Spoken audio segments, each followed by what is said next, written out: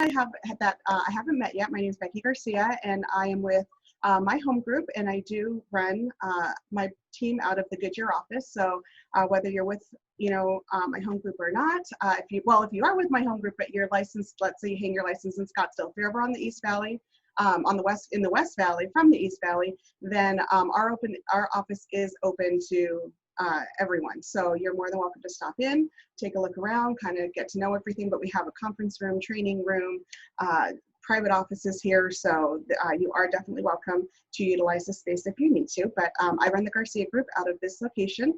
I have been licensed for just over 16 years. So just to give you some background information on myself, I am going to share my screen here. Okay, so Raquel, I can see you. So can you tell me if you can see my screen? Perfect, okay. Just want to make sure. Okay, so what we're going to be talking today about is just what you can do to successfully set yourself up as a brand new agent in this business.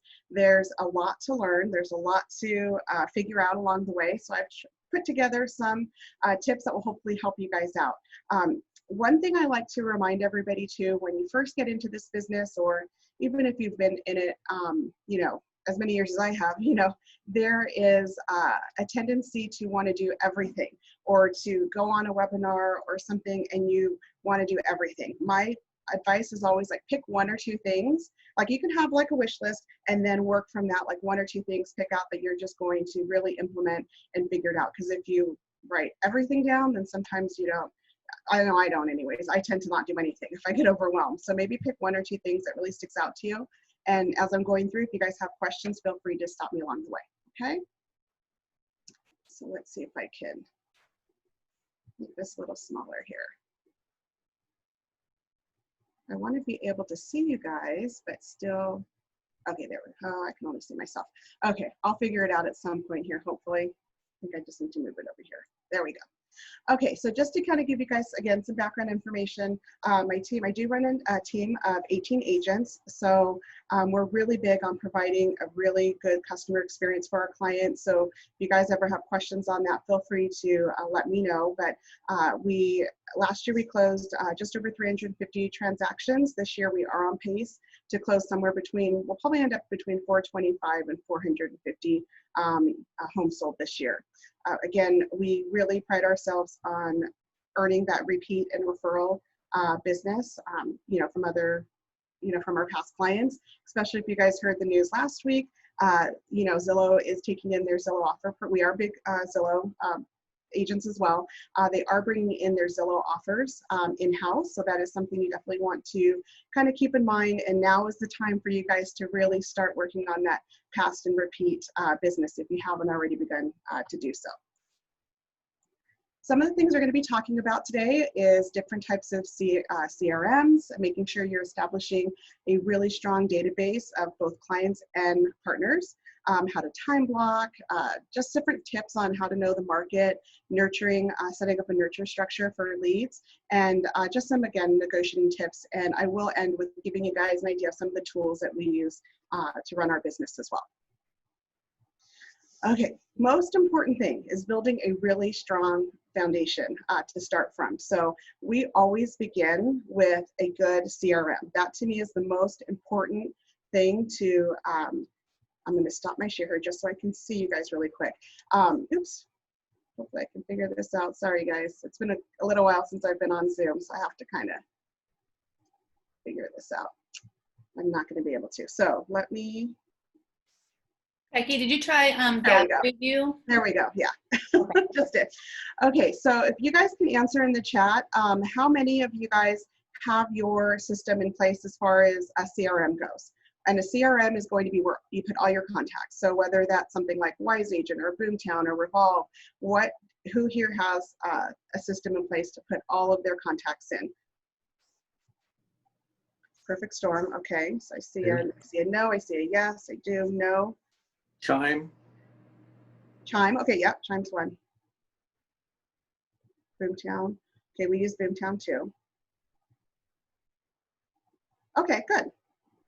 So some are using it and some aren't. So to me, that is the most important thing you can do for your business is get your clients into, or your leads into some sort of CRM. I think that's going to be the best thing for you to do in order for you to effectively reach out to them. Because what I used to do when I first started, before there was really any kind of CRM, I would just write everything down, and I'd carry around tons of paperwork that I didn't need to carry around, and I would just scribble everything out. And then I went from that to like a spreadsheet, and then I went from a spreadsheet to a CRM.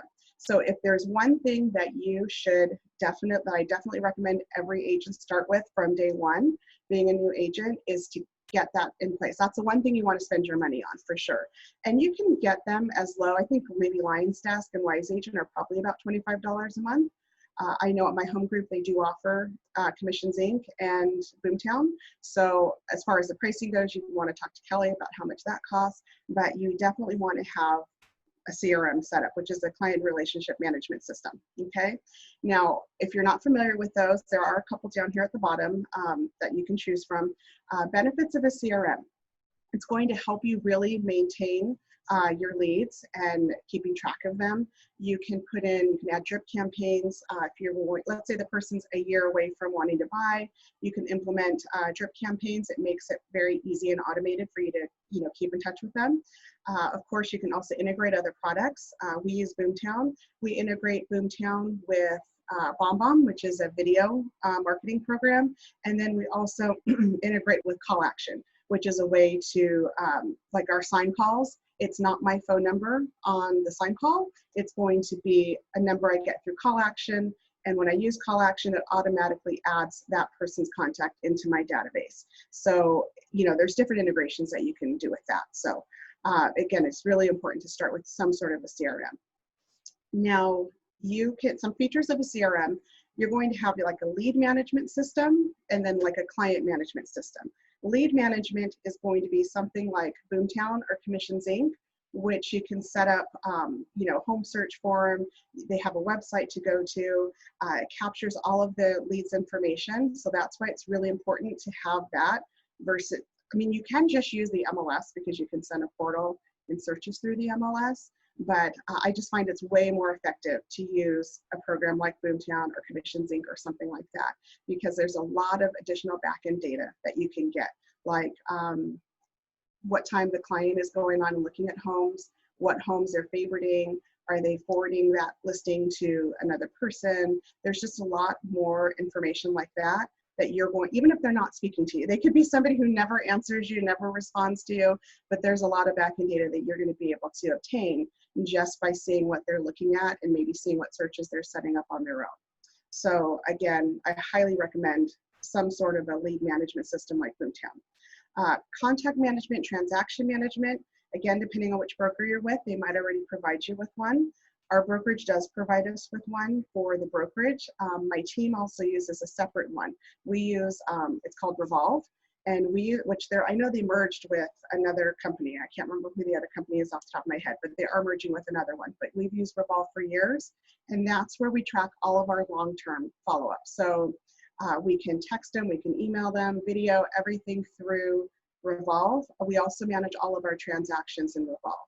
So you can set up like workflows, so that way when you get a client, let's say under contract, you set up your workflow of every single step you do from start to finish in the transaction, and it's going to automatically like move you on to the next step in that process. So those are the two that we use. And again, that's really going to help build that solid foundation of making sure clients aren't falling through the cracks. Okay. If you guys have any questions on that, then of course, feel free to put that in there and Kelly will let me know. Okay, so when you first get started, one of the hardest things is like, where am I going to get clients from? How am I going to, what's the first step? So to me, before you even begin really marketing yourself, knowing where you're going to collect and store your contacts, which again goes back to those CRMs. Building groups within a CRM are really important too. So it can be, maybe you label them as, family and friends. Maybe you label them as somebody who's going to buy within a specific time frame. I gave you a couple of suggestions here. Also other business owners. And we have a list. If Kelly would like me to send it out, I can put together, I can give you a copy of the list that we give to our new agents when they join the team of, here's everybody that you don't think you know, but you do. So it could be everything from who does your nails, who does your hair, who delivers your water, who your postman is. I mean, everything, every type of person that you could possibly come in contact with, we have a list of that. And that is just like a memory jogger of who you could be adding to that database. So make sure you let everybody know, like who you're, once you get licensed, that's what you're doing now. But again, this is just some ideas of how to establish that database. You can, again, group them by when they're likely to buy or sell, friends, family who are likely to refer you business, and then making sure that you're connecting with other businesses as well. So that's just some ideas of where you can, who you can add to your database. And then it's really important to establish partnerships as well. I always say every agent, whether you're a solo agent or on a team, everybody has a team. To me, your team is your mortgage, your trusted mortgage lender, your trusted title company, your home warranty rep, like Shelly was saying. Shelly introduced herself there. It's really important to establish strong relationships with those partners because you just want to have your go-to people. At the end of the day, you're all a team, and so it's really important to work with really strong partners that are going to take really good care of your clients.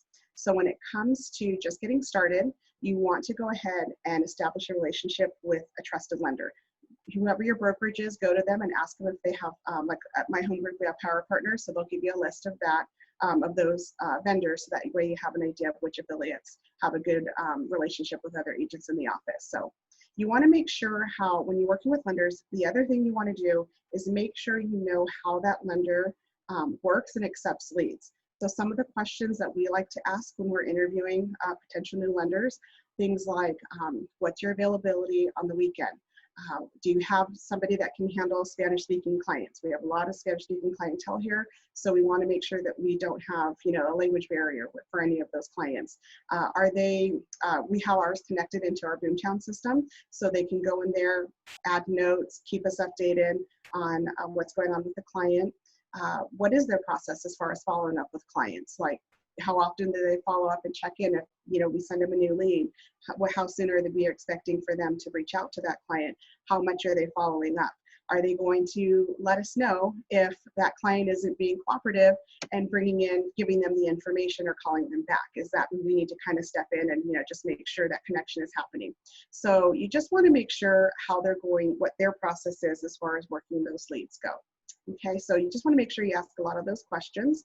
Another one for us, another big question we ask our lenders is, what is their credit plan like? Like, let's say somebody isn't quite at the point of being able to qualify, but maybe they need to get their credit up a certain amount of points. What do they have a credit department that can help raise those, that can help for those clients to increase their credit? So you want to ask some of those questions when building partnerships with lenders as well. As far as title companies and marketing reps go, and also home warranty companies go, what kind of, can they help you to establish strategies that is going to help you build new business? Is there co-marketing materials that you guys can do together and, put together? So these are, again, one of the other things you want to do as a new agent. Figure out and again, right now, I don't know about going out for coffee and that kind of thing, but schedule a Zoom call and, just ask these kind of questions and figure out who's going to be a good fit. I have found when it comes to escrow company, I like the perfect marriage of a great marketing rep and a great escrow officer. Sometimes it's hard to find, both there, but you just want to make sure that that you can offer that. So you want to make sure you talk to both the escrow officer and the marketing rep. Okay, so that's really important for you to do as well. Okay. Becky, can I chime in real quick on something? Sure. So one of the things, I am 44 years old, and I recently bought what I consider my first home. And one of the things that I thought make or break partners, and this has nothing to do with me as a partner, is how people treat first-time home buyers. So when you're interviewing your lenders and your title company and all of that stuff, it's really making sure that you understand how they're going to go through that process, because it doesn't matter if you're 44 or you're 25 and you're buying a house. It's really confusing and overwhelming. And what I found was that I was often looked at as I knew what I was doing, especially being in the industry. And it was so overwhelming and so confusing. And so some of the best people in the business, I felt, really struggled working with first-time home buyers. So I think it's really important that not only you focus on that as an agent, but really your team does as well. There's so many of those people in our market right now. Yes, for sure. I think when you work a lot of transactions, you can forget that it may be the 550th time you've done that transaction, but it's the first time they've done that transaction. Same thing with selling. I always ask when I'm working with somebody who, when I go on a listing appointment, I always ask if this is the first home that they've ever sold. That's really important to know. We can't just assume that they've bought and sold, you know, a lot of homes. So that definitely is something to keep in mind, just making sure you're asking those questions and, you know, not just assuming that they know what, you know, they know what's going on. So one of the things I like to do when it comes to prepping that is come up with a like what to expect next scenario. So like when it comes to a buyer, okay, this is what you can expect when we're out looking at homes. This is what you, especially in this market, you really got to prep them for what to expect in this market. What to expect when they're buying a home, when they're looking at homes, what to expect when that offer is written, what to expect when it gets accepted, what to expect when it comes time to the inspection, the, you know, Binzer time, the appraisal time, the, you know, dead time between, you know, everything's negotiating and now it's just closing.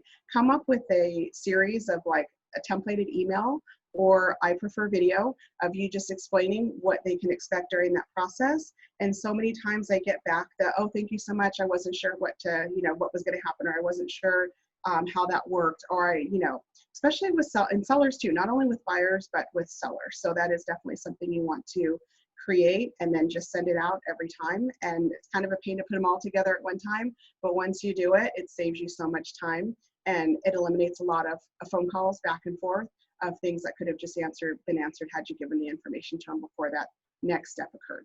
Okay.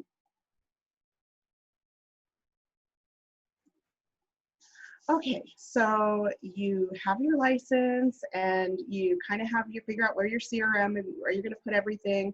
You, you know, establish your database of, you know, contacts. Then how do you go about announcing your business? So I still believe in tried and true handwritten letters. I may not be the person that writes them, but I get handwritten letters out. So definitely getting letters to friends and family, sending your business card, letting them know. I'm still a big believer in getting actual mail, because no one actually gets a lot of mail these days. Also, of course, email, Facebook announcements, social media, that kind of thing, making sure that you, we have a little bit of a sample here of something you can do. Actually, let me move this out of the way. There you go. And this is all created in Canva. Canva is one of the program we use. It's actually the only program we use for all marketing pieces that we do here, whether it's banners, whether it's story, Instagram story, templates, flyers, everything we do. This, you know, presentation I'm doing for you, everything we use Canva. Canva's, again, I think the pro version is maybe $15 a month. It's very affordable. So this is a really easy, user-friendly program to use. So again, contacting those business owners that we talked about within your sphere, is there something that you guys can co-brand together? So one thing we do on our farming pieces, we'll have like the front be whatever real estate we're going to talk about, and on the back it will always be highlighting a local business. So the one that we have going out next month is going to be a local business. It's a local shop. They sell, you know, clothing, baked goods, a little bit of everything in this little store in Buckeye. So we go ahead and we interview, we take some photos, we have the owner tell us a little about their business, and that's what we put on our farming piece. So they're getting one side real estate and one side local business. So you can contact local business owners to get to highlight their business as well. And then of course, when you highlight them, they tend to share your information onto their social media pages as well. So another thing you can do is digital business cards. Does everybody here have some sort of digital business card? If you don't, I would highly suggest you get that going right away. We put in a couple of examples. Well, I have not used the dibiz.com. I don't know if you can read it on my screen. I have not used that. My marketer put that in there. I use Haystack, which is the next one. I'll kind of show you what that looks like. It's free. I'm all about cheap or free when it comes to anything we can do in this business, because they try to get us agents charge us for every little thing that you could possibly get. So if I see a free or cheap, then I'm going to tell you about it. So I use Haystack, and it's just an app that, I don't know if you can see it, but you'll see my, I don't know if you can see it, but anyways, this is going to be my logo. Let's see if I can close that up. It's going to be my logo and my home group's logo. And then all of these buttons down here, they can text me, they can call me, they can literally push the map button, get directions to my office. Like if I push that, let's see, it asks me, do I want to open up in Google Maps? And I do. So I'll do that. And from wherever I'm at, it's going to give them directions to my office. It can give them a link to my website. So if I were to click just on that one there, it's going to automatically update and take them to my website. So again, you just have to take the time to put all the links in, and it's a really easy thing to send. So you're on a phone call with the client, you send them, you talk to them, okay, I'm going to send you my card so you can get, we can stay in contact. You forward that over, really easy. All you do is hit this button right here, and then you send it over, and then you can just send it to them. Do you want to send it through text, email, or even send them the QR code? Okay, so again, really easy for you to share the card. It's a way for them to connect with you through text, phone, Facebook, a map to your location, and your website. Okay, so I highly suggest creating a digital business card today if you haven't already done so. Okay, also you can build an email list. MailChimp and Convert, we have used MailChimp in the past, again, free, up to a certain number of contacts. We do use ConvertKit now. Again, I don't know a lot about it, but it's a way that we go in and create our email list for other agents or for our own sphere. You can categorize your contact list and send them out whatever you want through an email list. I do always like to say, do not be a secret agent. I know a lot of agents, when they first start, are afraid to tell everybody what they're doing or to ask for business. But I can tell you from firsthand experience, if you don't talk about it, then people think you're too busy. If you're not asking for the business, they think you're too busy. They didn't want to bother you. That's probably the one you hear the most. I don't want to bother you, but my neighbor wants to sell, and I don't know if that's something you want to talk to. I don't know if I should give them your information. So you get a lot of, I don't want to bother you, or I thought you were too busy. So make sure that you let everybody know what you're doing, and you let everybody know that you are open to taking new business. Also, when you're updating your social media pages, make sure you update where you work, which brokerage you work for. If you have your own Facebook page, make sure you put that in there. You don't want to leave people you don't want to have I don't know where somebody would, I don't know what somebody would work before, but think of a job, let's say Target, somebody worked at Target. You don't want to have sales associate at Target as your business. You want to have that you're a real estate agent at my home group or wherever, and have preferably your contact information in there. I get a lot of friend requests. I'll go in, I'll look to see who they are, and if we have some sort of connection. And if I don't see anything, I just delete the request if there's no, connection that we would have. So it's really important to go in and let people know what it is that you do. Okay.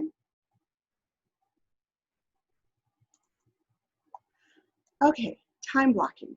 This is probably the hardest one for everybody to do when they first get started, is coming up with some sort of time blocking schedule that makes sense. So some questions I ask here, how much time do you, each day, do you spend growing your business? Use calendar. I use a calendar for everything. I live and die by my Google Calendar. If it is not on there, I do not do it. So make sure that, I have to log in everything. If I'm going to have dinner with my husband, I got to put that on my calendar. So whatever it is, you guys got to use a calendar. To me, the easiest one is Google Calendar.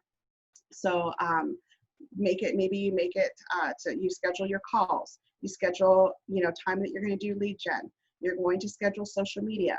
You're going to schedule, content creation. Content creation, of course, you can use Canva for that. Is it going to be file management? Whatever it is, I would always when I handled did my own transaction work, I knew from this time to this time, all I'm going to do is work on my files that I have. From this time to this time, I'm just going to call my, work on lead gen and try to find new business and make appointments. I'm going to work on this time to go in and answer questions or connect with people on social media. So it's really important to set that up and not just have a blank calendar every day. As a new agent, I know it's really hard to be disciplined and do that, but you got to just put it on your calendar and make it happen. And also, are you using your time wisely? I'm going to show you a hint that I do on Facebook for myself. I always have it up, but this is my Facebook page. You will see when you guys go on your main page, your home page, you probably have all through here everybody's, like what they're doing, everybody's, what do you call it? The news feed or whatever. Mine, I cannot literally go on a news feed on my desktop, because if I go down here, I will be on a rabbit hole and I will be on here for an hour. And I'm like, what the hell am I doing? It's like, an hour later and I'm looking at somebody's dog, and I love the dog. I love looking at dogs, but I don't want to do this for an hour. What the heck am I doing? So I literally use this thing called Newsfeed Eradicator, and it does not pull up anybody's, I don't see their news feed at all.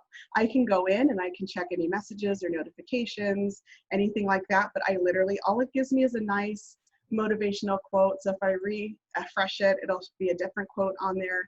So this one says, there's a myth that time is money. In fact, time is more precious than money. It's a non-renewable resource. Once you've spent it and you've spent it badly, it's gone forever. So there's an appropriate quote that I'm going to see. If I try to go on my Facebook page, I'm never going to see anybody's news feed. So something to keep in mind if that's helpful. Okay, so mastering time blocking is big. Productivity is tied to proper time management. Lay out your day like a roadmap. You do want to allow for flexibility, but try to do specific daily tasks at the same time each day, so routine and discipline are formed. So for example, if I know I want to go hit some golf balls in the morning, I'm getting up at 5 o'clock in the morning. I'm going to do maybe an hour of work that doesn't matter, so that I can buy myself that hour at 9 o'clock in the morning or 8 o'clock, whatever time I want to go out. If I know that I'm going to do something with my husband that day, I know that I'm going to just figure out a way to get, if it take me 2 hours, I'm going to figure out 2 hours early in the morning and get that done. So, it doesn't mean you can't. That's where I come in with that flexibility. I may not do what I was going to do at 10 o'clock. I may do it at 5 o'clock in the morning instead, just so it's off my plate and already done. If I save things for the end of the day, I'm like, okay, I'll just do it tomorrow. And then tomorrow, now I have even more that I have to do. So yeah, you just want to make sure that you're flexible. And if you take an hour away from that day of, let's say, doing lead gen, figure out another hour somewhere else later in the day to do that, because you got to get it done. A lot of times what we tend to do as agents is we do all this lead gen, all these activities, we get this business going. It takes maybe a couple of months, you get the business going. Now you're showing and you're writing offers and you're going on listing appointments from all that work you did a couple months ago. And now you stop doing that because now you're busy, right? You're busy showing, you're busy going on appointments, you're busy running comps.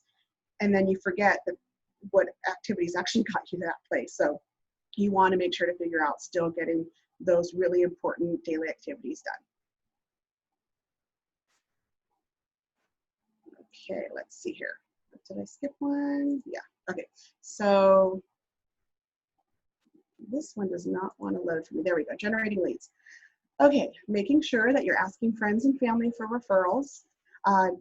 Again, I'm not sure which area you're in, but if you're in an area where open houses are okay, then obviously you want to do practice responsible open houses with social distancing, of course, but scheduling open houses. I am not one that likes to honestly, I don't like to door knock. I'm not going to lie and tell you, oh yeah, go door knocking. I'm never going to tell anybody to do something I don't like to do, especially right now with coronavirus. I don't think people want you knocking on their door. So I left that one off, but doing open houses, making sure you're, again, contacting those business owners from your sphere, and establishing really good referral partnerships, networking with out-of-area agents, so connecting with other agents that are outside of your area, let's say, especially for people that tend to relocate a lot. So like we get a lot of relocation here in Arizona from California. So we network a lot with out-of-area agents that are in that part of the country. Also making sure that you're staying active on posting on social media, joining different Facebook groups, neighborhood pages. I see a lot of people going on neighborhood pages who will ask, I need an agent in, Chandler, Arizona. Who do you know? So things like that. And all of this is free. This is just sweat equity. There's no check equity here. This is all going to be just spending your time and generating those leads. Now you can, of course, buy leads and buy online leads and do that kind of thing. But when I first started out, this is how I just made sure I always answered my phone. I made sure I let everybody know what I was doing. I went and sat open houses and did whatever I could to just get that business going. And I just constantly kept it going. And then at some point, then it just starts like, there's never been a day that I haven't worried about where my next lead is going to come from. I'll just say that, because I will always do the work. whatever's necessary to keep the business going. So just making sure that, you know, these are some things that you can do in the very beginning to make sure those leads continue to come. Okay.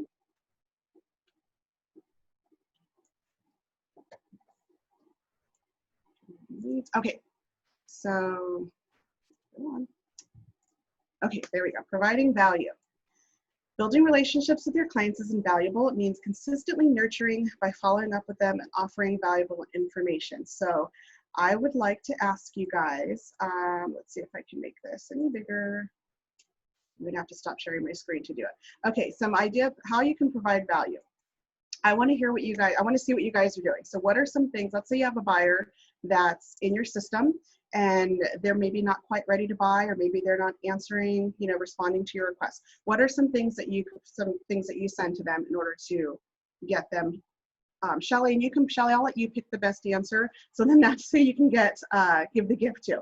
So what are some things that you guys do, you guys send, or to try to provide value to those clients or potential clients?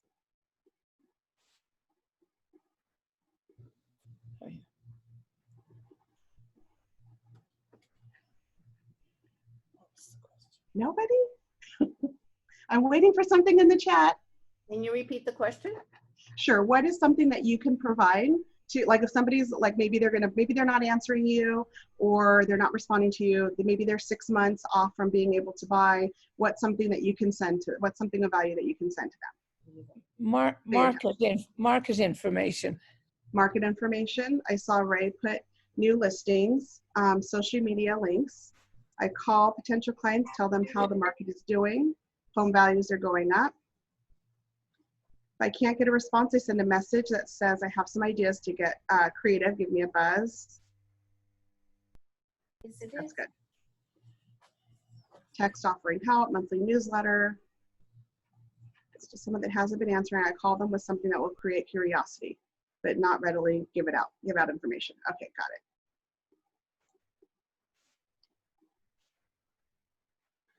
Okay, so when you consistently deliver value to your clients, you're driving home that you're the point that you're the leading expert. So some of that did revolve around that, making sure that you're letting people know, keeping them updated on the market, what's going on.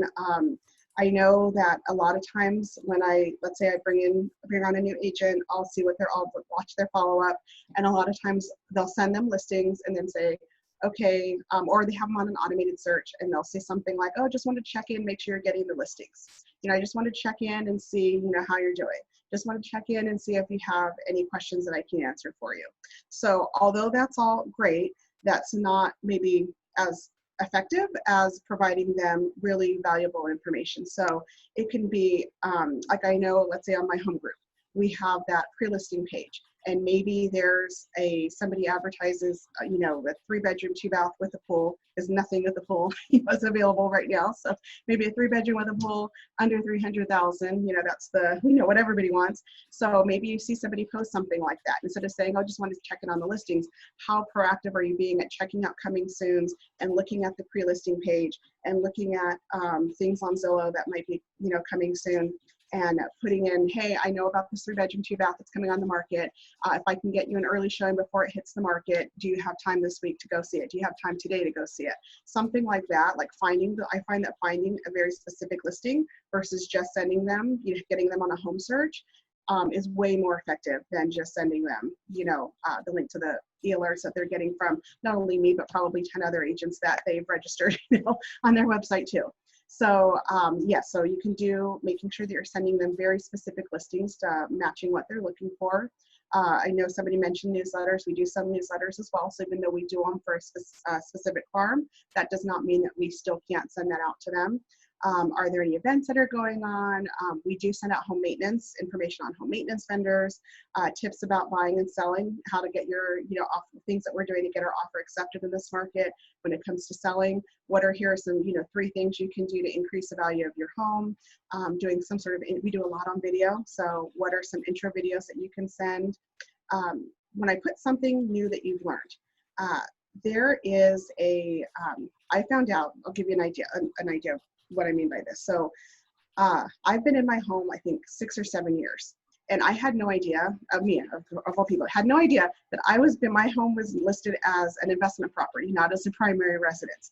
And I was paying $1,000, I've been paying $1,000 more a year in taxes for the past 7 years, not realizing that it was improperly done. So I had to figure out a way to go through the system, which is not fun, but figuring out what do I need to fill out, what do I need to provide them, what do I need to do in order to get this reclassified as a primary residence. So I don't know how a normal person that doesn't have a real estate license can figure out this paperwork, because it was hard enough for me to do, let alone somebody else. But that was something that I'm like, oh my God, I didn't even realize that this was done. And then I ended up getting a refund. So that was only for, I think, up to 4 years. Only reimbursed me up to 4 years. But that was something that I was able to share. Hey, if you want me to check your property and make sure this is what happened to me, this is what you can do to avoid it, here's how I can help you, and giving them that information.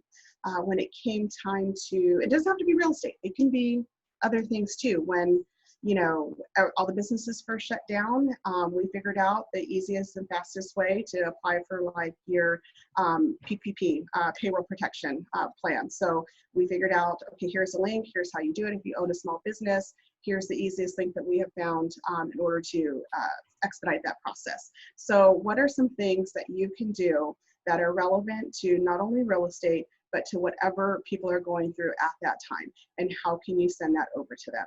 So money saving tips, again, that would have to do with like the, reclassifying my property, which they did do pretty quickly once I got the paperwork turned in, but it was not fun, especially when we figured out how much money I was wasting all those years. But what are some things that you come across that you can then provide that knowledge to somebody else? Okay. Hey, Becky, what systems did you say you use for email blasts?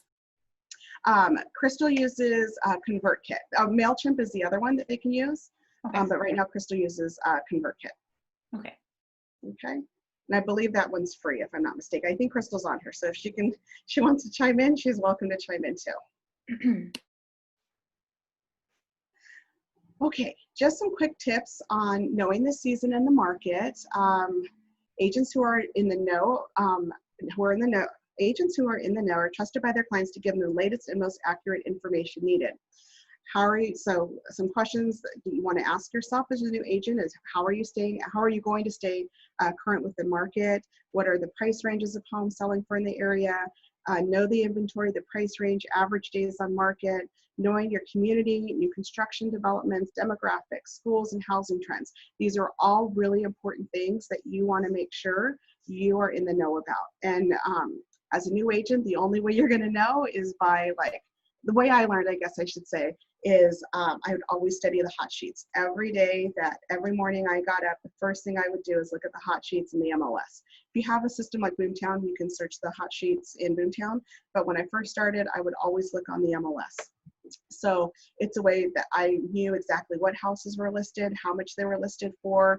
I never got bent out of shape if somebody said, oh, I want to go see this house. I would never say, well, are you pre-qualified? Have you met with a lender? I wouldn't ask all that. I would just go and show. And it was a way for me to learn that inventory by, having a reason to actually go out. I had somebody to show, and I would go out and show that property. And I never saw it as a waste, like, oh, this person isn't qualified, or I'm not sure if they're going to qualify. I saw it as, if they qualify, great. But if they don't, at least this was another home that I got to see, and I know the inventory. So when I got that call the next week of somebody saying, oh, I'm looking for this. Oh, you know what? I know, perfect, new home development that I can take you to. Or I just saw a home that might fit this. Let me see if it's still available.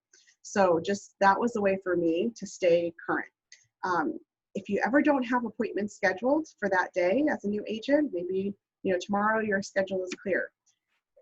Figure out, again, you have to make appointments now with new home builders, but is there a new home development that you need to go and take a look at? You want to know their inventory. Get to know those agents, the sales reps that are in those offices, because they will become your best friend when one of their deals is falling through. You're the agent they're calling to say, hey, do you have anybody for this 3-bedroom, 2-bath that's coming back on the market? We get those texts all the time from the new home reps, because they know we're going to have a buyer and we're going to do what we can to get them out there and see if that's, there's a good match up there. So making sure that you're really knowing not only the resale, but also the new home inventory as well. That's really, really important to stay up to date with what they're offering, what are their incentives, Are they on a lottery? Because the last thing you want to do is go, okay, yeah, let's go see this home. You go there and they're like, oh, we're on a lottery system. And they're having to explain that to your client. And then your client gets irritated because they thought they were going to be able to buy a home today, only to find out that there's no lots available. So you really want to know all of those questions ahead of time. So when it comes to new homes, you want to know the questions I always want to know is what's their current situation with lot availability? How often are they releasing the lots? What is the earnest deposit? Do they have to pre-qualify before they can even put a hold on a lot? Those are all questions that you really want to know ahead of time before you go out. Those sales reps are also the ones who have the inside track as to whether or not there's any new developments that they're going to have coming up. So let's say you know one out in Glendale and you're asking, hey, by any chance, do you guys have any new subdivisions that are going to be coming out? Oh yeah, we have one coming over, coming on XYZ location.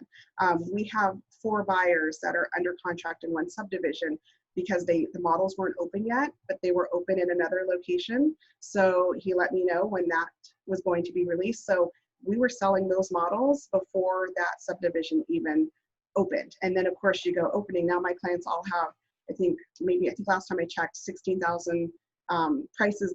Their purchase price is 16,000 less than the current price as of last week. And, for being, a month and a half ahead of everybody else. So it's really important that you're knowing that inventory all the time.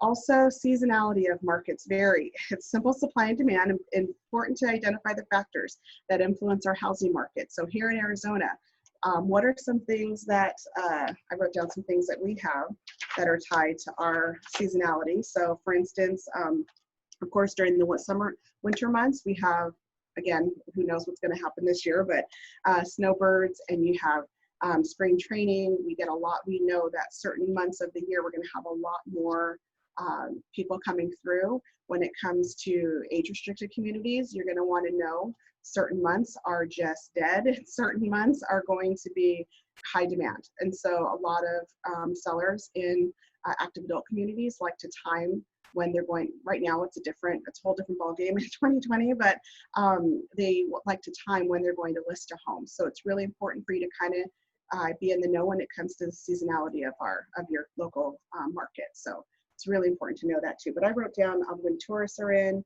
Phoenix Open are in, spring training. Those are all times where, Barrett Jackson cart, all of these little things add to like higher interest during certain times. So you're just going to kind of want to have an idea of what that is.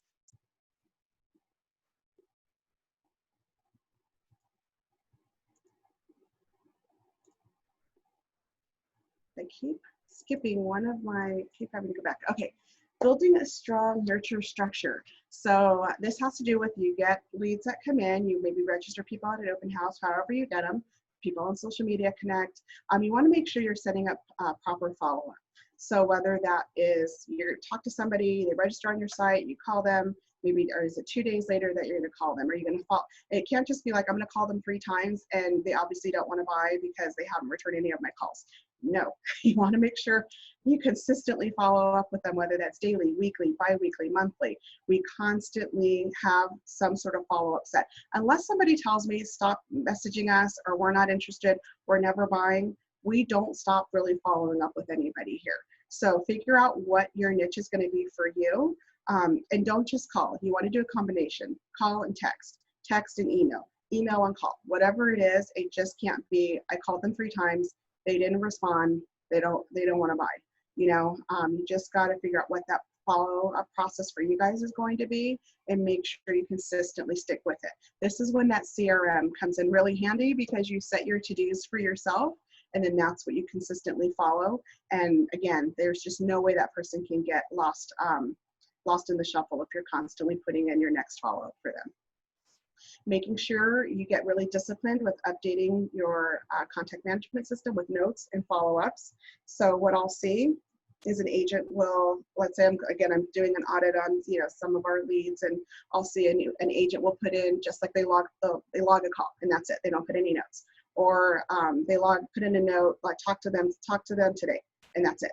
You really have to make sure you're putting in I talked to them today and they're going to have a baby next month. So they want to hold off buying a home until December, you know, whatever the notes are. You want to make sure you're thorough with that, because if you don't start that from the beginning, as you start getting more, and it's easy when you only have a handful of people to track.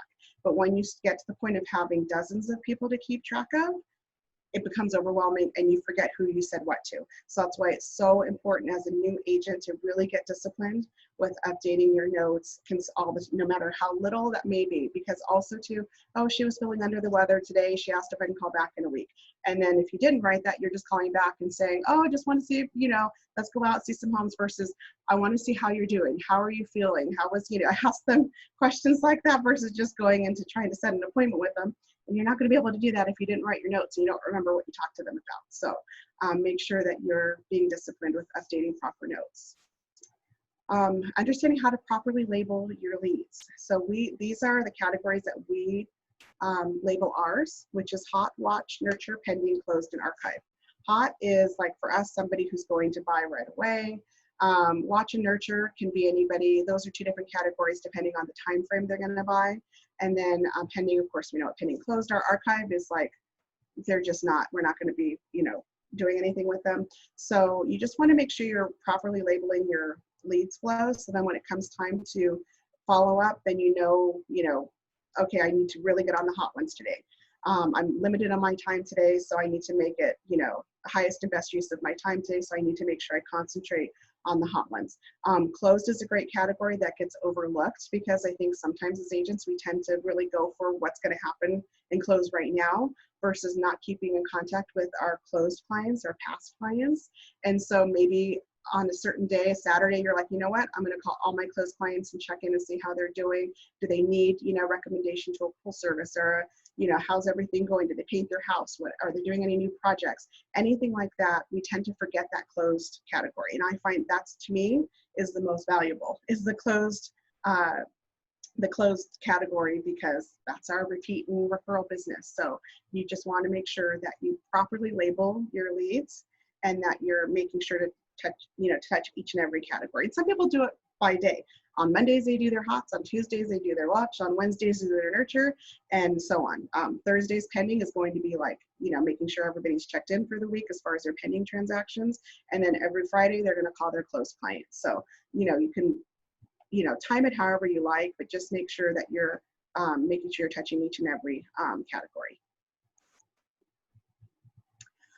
Okay, so this just goes over some, and I can have Kelly give the slide, but this just goes over some of, like, when you're doing a buyer consultation. And again, it's 2020 is just a year where some people want to meet in person, some don't. Especially right now, you don't always have time to like sit down and go through a buyer consultation with somebody. They just want to go out and see a house as quickly as they can before it gets 37 offers, you know. So this just goes over some of the things that we do touch on, which is we want to make sure we explain agency. That's probably the thing everybody forgets in a buyer consultation, explaining what agency is and how it works and why it's important, when really it should be like the first thing we kind of talk about.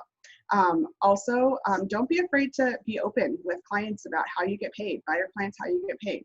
They don't know.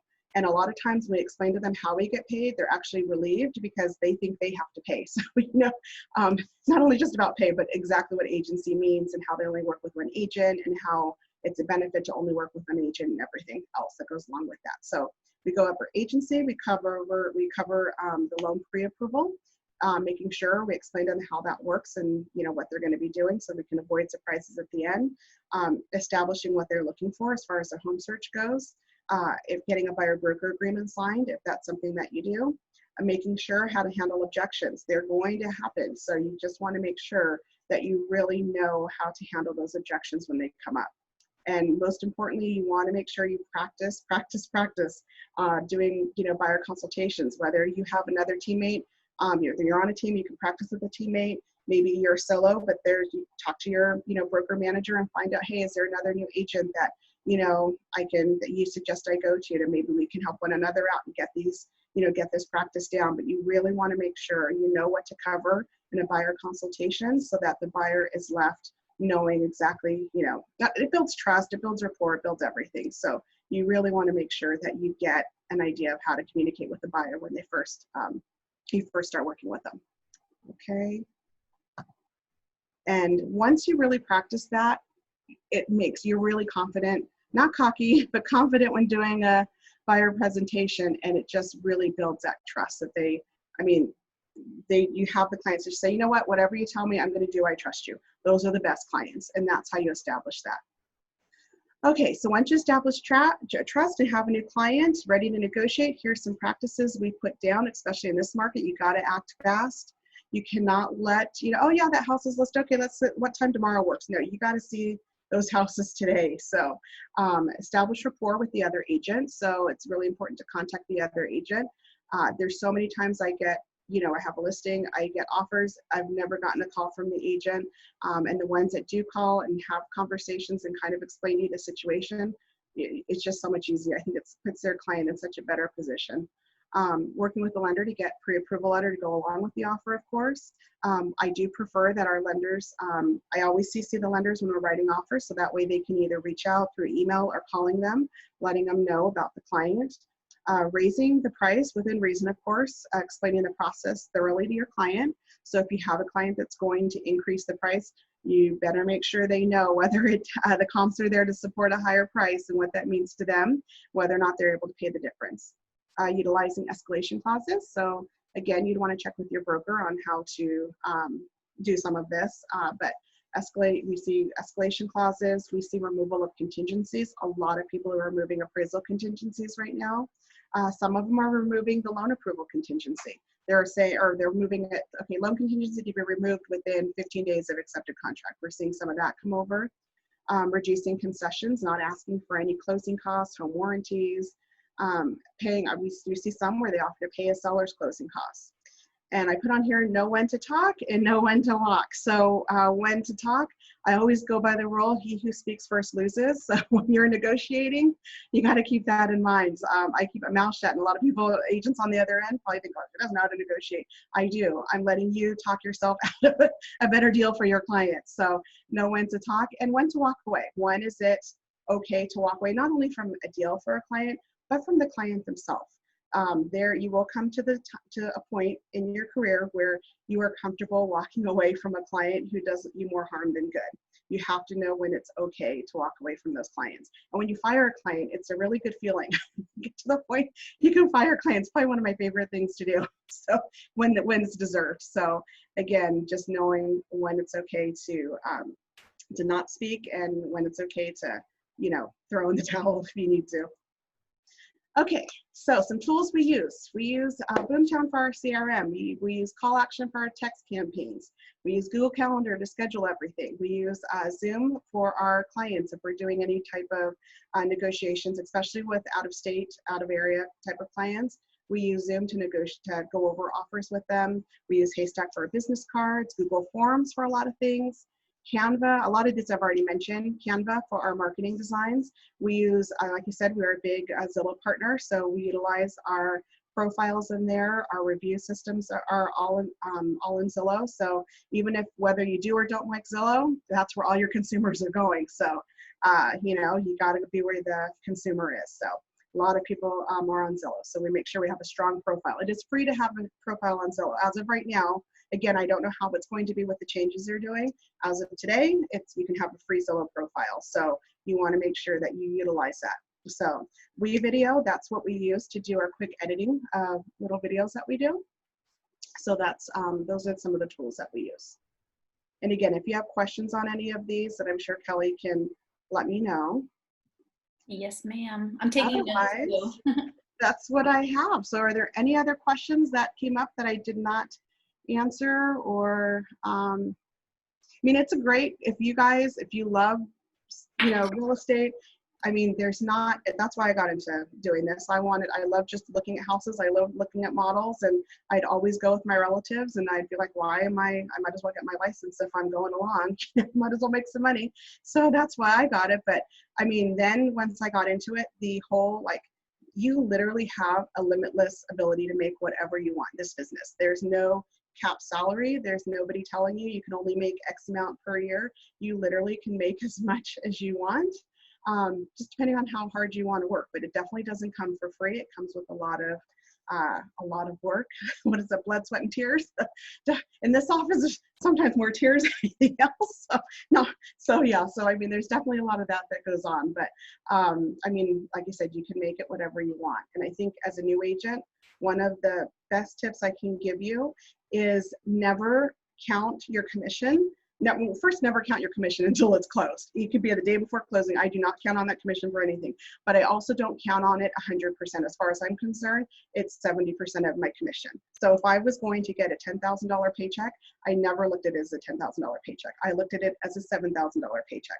And when I got that check in, 30% automatically went into a savings account. And I've done that for every single deal I've closed since I started. And it's what's allowed me to always pay my taxes on time, to buy my investment properties when deals come up. I mean, we're on the front lines. We're seeing those deals before anybody else. So there's nothing wrong with you getting that deal for yourself versus anybody else. I mean, I've sat down with owners and they're like, can you find an investor for my property? I'm like, well, will you sell it to me? Of course we'll sell it to you. Okay, I'm the investor and I'm going to buy that property, and that's going to, you know, now be in my portfolio. So if I had not saved that money like I have from every transaction, it just, I don't know what would have happened. I never have to worry about paying my taxes and buying, you know, taking advantage of those investment properties when they come up. So being really smart with your money from day one. It's really easy to, you know, fall down that trap of spending it all, but doing what you can to put that money aside. It doesn't have to be 30%. Maybe you start with 10%. Maybe, I mean, before you know it, it just becomes habit. And it just, if you just have that mindset that whatever that percent's going to be for you, again, for me, that was 70%. That's what I did. Now I say 50%. I'm up. So that was in the beginning. Now I say 50% of everything I do. So, and I just live well within my means and put it all aside. And when there's something I want to do, I have the access to do that. So any other questions that you guys have or anything else I can answer for you guys? Becky, this is Brittany here. I was wondering, like, for your new hires, do you have a checklist of like the to do from when you meet a client or you have a friend? Do you have a checklist of like what to do and then like what forms to use with it or anything like that you've built over the years? When you say forms, to do forms, do you mean like a transaction or do you mean like nurturing a lead? From start to finish, a transaction to, you know, when they're ready to go look at a house, like what do you do? Okay, I can do that. Now, Kelly, do you have Brittany's contact information? Absolutely. Or I guess I have Brittany's information. I could probably just send it to everybody. Okay, Yep. Perfect. We can do that. Awesome, thank you. You're welcome. And the other thing too is never be afraid to share information, because who's in my database is not in Brittany's database, is not in Raquel's database, is not in Martha's database.